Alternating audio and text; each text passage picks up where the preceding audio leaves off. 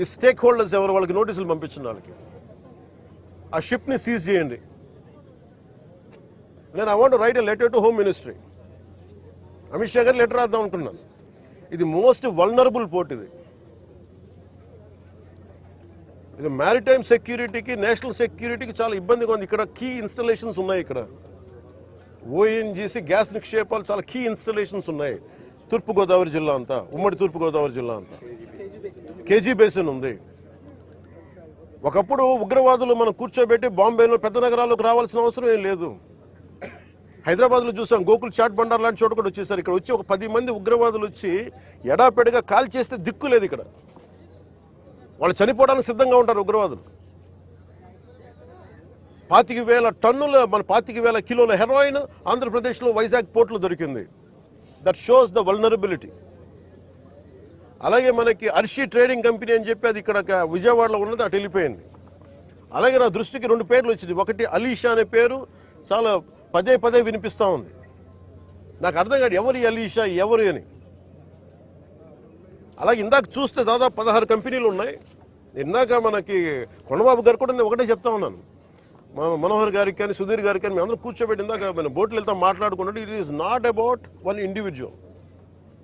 Smuggling అలవాటు అయిన వాళ్ళు, క్రిమినల్ యాక్టివిటీస్కి అలవాలం అయిపోతే tomorrow it will be RDX, tomorrow it will be weapons, tomorrow it will pose as a great threat for national security.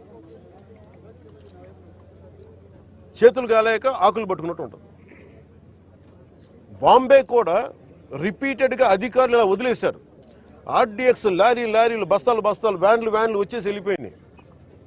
ఎంత కుదిపేస్తుందో తెలుసు మాకు.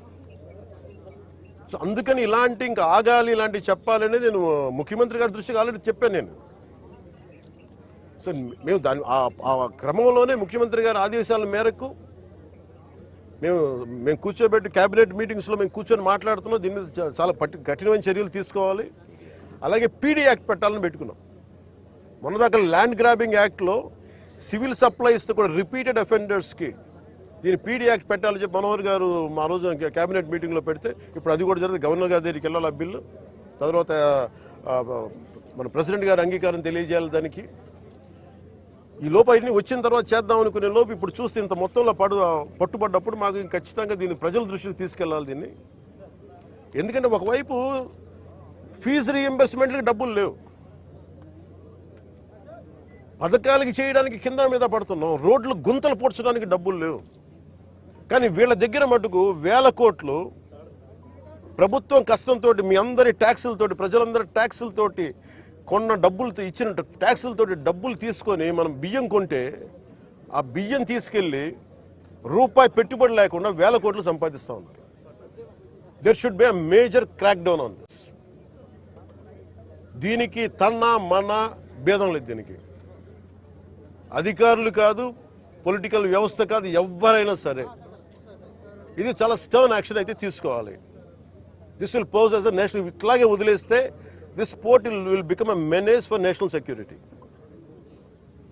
గత ప్రభుత్వం నేను మొత్తుకుంటా ఉన్నాం, మేము ఇబ్బందిగా ఉంది మాట్లాడి. నేను నాకు ఎంత ఆశ్చర్యం, ఎంత డీప్ రూటెడ్ నెట్వర్క్ అంటే, నేను వస్తానంటే నన్ను ఇప్పటికీ 2 months నుంచి ఆపేశారు, నన్ను రానివ్వకుండా.